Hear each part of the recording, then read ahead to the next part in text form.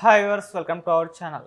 MP Avinash రెడ్డికి కడప నియోజకవర్గంలో shock తగలబోతుందని తెలుస్తుంది. ఆయన్ని తీసేసి ఇంకో వ్యక్తిని కూడా అభ్యర్థిగా ప్రకటించే ఛాన్స్ ఉందని కొన్ని న్యూస్ పేపర్లు రావడం చూస్తున్నాం. మరి ఏ అభ్యర్థిని ప్రకటించబోతున్నారు, ఎవరు ఆయన, మరి అవినాష్ రెడ్డి దీని పట్ల ఎలా రియాక్ట్ అయిపోతున్నారు? సో ఇదే అంశం మీద డిస్కస్ చేయడానికి ప్రజెంట్ మనతో పాటు సీనియర్ జర్నలిస్ట్ జయదేవ్ గారు ఉన్నారు. వారితో ఒకసారి డిస్కస్ చేద్దాం. సార్ నమస్కారం. సార్ నమస్తే అండి.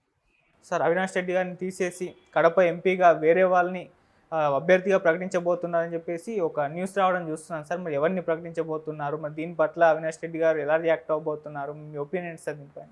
వైసీపీకి కొన్ని రకాల భయాందోళన స్టార్ట్ అయిన నేపథ్యంలో అభ్యర్థుల్ని మారుస్తున్నారు అనేది అందరికీ తెలిసిన వాస్తవం.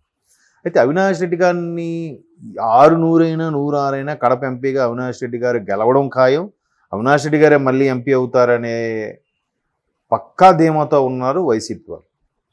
వాళ్ళ అనుచరులు కూడా స్టేటస్లో పెట్టడం, అంటే అందులో తెలిసిన కొంతమంది అనుచరులు మిత్రులుగా ఉన్నారు, వాళ్ళు స్టేటస్లు పెట్టడం చూస్తున్నాను. అన్న అవినాష్ రెడ్డి అన్న ఇంద్రుడు చంద్రుడు దేవుడు అన్నట్టుగా. కాకపోతే ఆయన బెయిల్ మీద ఉన్నారనేది అందరూ మర్చిపోయిన వాస్తవం. అంటే ఆయనకి అరెస్ట్ చేస్తారనుకున్న టైంలో వాళ్ళ మదర్కి కూడా బాగాలేదని హాస్పిటల్ చుట్టూ కార్యకర్తలందరినీ మోహరింపు చేశారు, అరెస్ట్ అడ్డుకునే ప్రయత్నం చేశారు, ఇలాంటి వార్తలన్నీ వింటున్నాము. అయితే అవినాష్ రెడ్డి గారి మీద ఈ విధంగా బ్యాడ్ ఉంది. మరోవైపు షర్మిల గారు, సునీత రెడ్డి గారు ఇద్దరూ కూడా ధీటుగానే దియబడుతున్నారు. చంపించింది అవినాష్ రెడ్డే అన్నట్టుగా కూడా మాట్లాడుతున్నారు. అలా మాట్లాడకపోయినా ఒకవేళ వాళ్ళ వల్ల ఇదైపోయారు, వాళ్ళు నిజం చెప్పట్లేదు, లేదా ముఖ్యమంత్రి జగన్మోహన్ రెడ్డి గారు వాళ్ళని కాపాడుతూ వస్తున్నారు. ఈ అవినాష్ రెడ్డి గారు కూడా జగన్మోహన్ రెడ్డి గారి శ్రీమతి భారతి గారి యొక్క రిలేటివ్స్ వల్ల ఆవిడ ప్రోద్బలంతోనే కాపాడుతూ వస్తున్నారని కూడా రకరకాల వార్తలు. ఇందులో వాస్తవం ఎంత ఉందో అవాస్తవం ఎంత ఉందో మనకు తెలియదు. కానీ ఇటువంటి నేపథ్యంలో ఆయనకి తొలగించి వేరే వాళ్ళకి ఇవ్వడం అనేది ఇస్తే బెటరు. ఇన్ కేసు ఆయన బెయిల్ రద్దయ్యి కోర్టు సిబిఐ వాదనలు వినిపిస్తూ ఈయన బయట ఉండడం వల్ల ఇంకా ప్రభావితం చేస్తాడు సాక్షుల్ని అంటున్న నేపథ్యంలో ఆయనకి తప్పించి వేరే వాళ్ళకి ఇస్తే అప్పుడు వైసీపీ మొత్తానికి సేఫ్ జోన్లో ఉన్నట్టు కదా. లేదంటే వైసీపీ ఏమవుతుందంటే అవినాష్ రెడ్డి గారి పొరపాటు బెయిల్ రద్దే అరెస్ట్ అయ్యారనుకోండి, మొత్తం పార్టీ మీద ఇంపాక్ట్ పడుతుంది. ఇప్పుడు అక్కడ అభ్యర్థిగా ఎవరిని పోటీలు నిలబెట్టబోతున్నారు, ఏంటి పరిస్థితి? ఈలోగా బీఫామ్స్ కూడా ఆ గడువు దాటేసింది అనుకోండి, అప్పుడు పరిస్థితి ఏంటి? ఇట్లాంటి నేపథ్యంలో ముందుగానే తొలగించి ప్రభుత్వం వచ్చాక చూసుకుందాంలే, ఇప్పుడు ఇంకెవరిని పెడదాంలే అనే ఆలోచనలో ఉన్నట్టున్నారు. ఎందుకంటే వైసీపీ గత కొద్ది నెలలుగా చేస్తున్న పని ఏంటంటే ఈ షఫుల్ చేస్తుంది. అక్కడ వాళ్ళని ఇక్కడ, ఇక్కడ వాళ్ళని అక్కడ. ఇప్పుడు మొన్న గుంటూరు కృష్ణాది పెడన జోగి రమేష్ గారు ఉన్నారు, ఆయన్ని మార్చే ఆలోచనలో ఉన్నారు. పెడన నుంచి పెనమలూరుకి. అలాగే ఈవిడ్ని చిలకలూరుపేట, ఆవిడ పేరు రజనీ గారు, విడుదల రజనీ గారిని గుంటూరు వెస్ట్కి మార్చే ఆలోచనలు ఉన్నారు.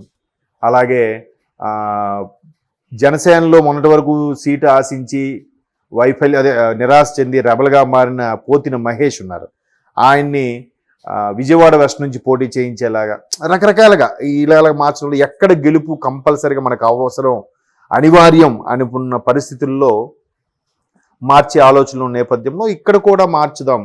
అయితే మరి కడపకి ధీటైన నాయకుడు ఎవరు ఏంటి అంటే పులివెందుల డాక్టర్ ఈసీ గంగిరెడ్డి గారి సూపర్ స్పెషాలిటీ హాస్పిటల్. గంగిరెడ్డి గారు అంటే మళ్ళీ భారతి గారి ఫాదర్.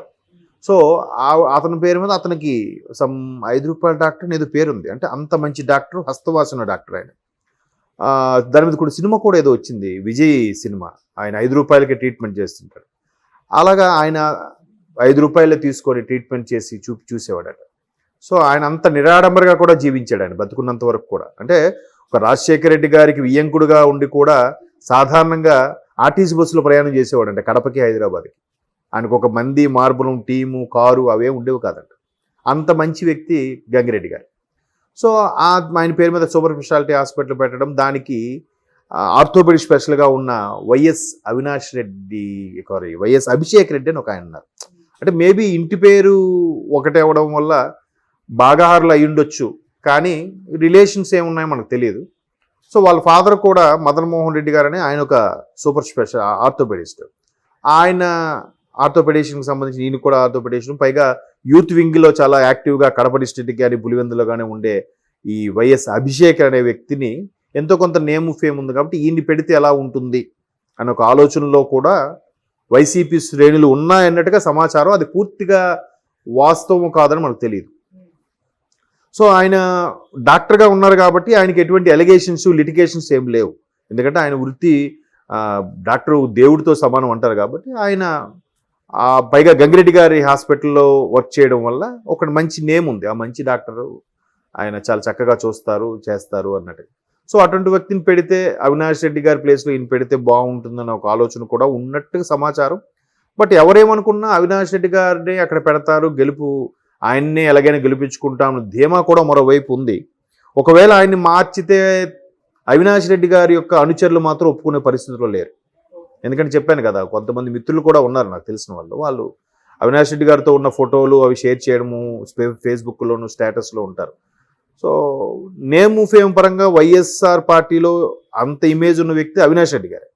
బట్ ఇప్పుడు ఆయన సత్య నేరారోపణలు ఎదుర్కొంటున్నారు కాబట్టి అది ఇంకా రుజువు అవ్వలేదు కాబట్టి ఒకవేళ సిబిఐ వేసిన ఛార్జ్ షీట్ వల్ల ఆయన బెయిల్ కానీ రద్దు అయితే ఆయన నెక్స్ట్ పరిస్థితి ఏంటి? ఎవరు అది మొత్తం పార్టీ మొత్తానికి బదనామయ్యే అవకాశం ఉంది కాబట్టి ముందుగానే మేల్కొని వైఎస్ అభిషేక్ గారికి కానీ డాక్టర్ అభిషేక్ గారికి కానీ ఇస్తే బాగుంటుందని సమాలోచనలు నడుస్తున్నాయని టాక్ ఉంది. మేబీ ఇంకా టైం ఉంది కదా, ఎలాగూ ఈ మంత్ ఎండింగ్ వరకు కూడా ఛాన్స్ ఉన్నట్టుంది కదా నామినేషన్ సంబంధించి. ఏది ఇంక 20 రోజుల్లో ఏదైనా జరగచ్చు. లేదు మల్లగుల ఈలోగా లేదు మనకి ఆయన ఖచ్చితంగా బెయిల్ రద్దయిపోయి అరెస్ట్ అయిపోతారా అనే అభిప్రాయం వచ్చిన నేపథ్యంలో మార్చవచ్చు. లేదంటే లేదు ఈయనకి ఇంక జరిగేది లేదు, మనం పలానాలతో చెప్పించాం, పలానాలతో మాట్లాడించాం, ఇవాళ రేపు అవే నడుస్తున్నాయి కదా సిబిఐ ఈడీ అవి కూడా. అలాంటి పక్కా సమాచారం ఉంటే కనుక అవినాష్ రెడ్డి గారిని మార్చే అవకాశమే లేదు. ఎందుకంటే అభిషేక్ గారితో పోలితే ఆయన కొద్దిగా సీనియరు, ఈయనకన్నా కొద్దిగా జనాదరణ ఉన్న వ్యక్తి వైఎస్ఆర్ పార్టీ పరంగా. సో ఇప్పుడు ఆయన్నే కొనసాగించవచ్చు. బట్ ఇన్ కేస్ లాస్ట్ మినిట్లో కానీ ఇలాంటివి జరిగితే మొత్తం పార్టీకే ఆపాదించబడుతుంది, అంతే కదా. ఇప్పుడు ఒక పోలీసు ఆయన లంచం తీసి దొరికిపోయాడు, లేదా ఒక ఉపాధ్యాయుడు మిస్బిహేవ్ చేశాడు విద్యార్థితో అన్నప్పుడు ఈ మధ్యకాలంలో టీచర్లందరూ అలాగే తయారయ్యారా, ఈ మధ్యకాలంలో పోలీసులు అలాగే అని అందరికి ఆపాదించేస్తారు. జనరల్గా మానవ నైజం, అది తప్పది. సో అలాగే ఏంటంటే ఇక్కడ ఈ పార్టీలో అందరూ నేర చరిత్రలో లేనరా పెద్ద ఇదేముందిలే అనే ఫీలింగ్ వచ్చేసి ఎన్నికలు దగ్గర పడే కొద్దీ పోలింగ్ డేట్ దగ్గరికి వచ్చే కొద్దీ ఇలాంటివి ఏమైనా జరిగాయి అనుకోండి మొత్తం పార్టీకే ఎదురు దెబ్బ కాబట్టి.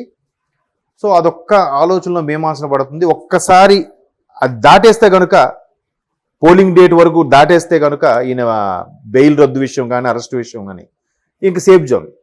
అది చెప్పలేం కదా ఎలా ఉంటుంది ఏంటి, సిబిఐ కోర్టులో వాదనలు వచ్చినప్పుడు ఎలా ఉంటాయో తెలియదు కాబట్టి ఒకవేళ అలా కానీ జరిగితే ఆప్షన్గా ఈయన పెట్టుకున్నారు, ప్లాన్ ఏ ప్లాన్ బిగా పెట్టుకున్నారు. చూద్దాం, ప్లాన్ ఏ కంటిన్యూ అవుతుంది, ప్లాన్ బికి వెళ్ళినా ఆశ్చర్యపోనక్కర్లేదు ఇటువంటివి జరిగే నేపథ్యంలో.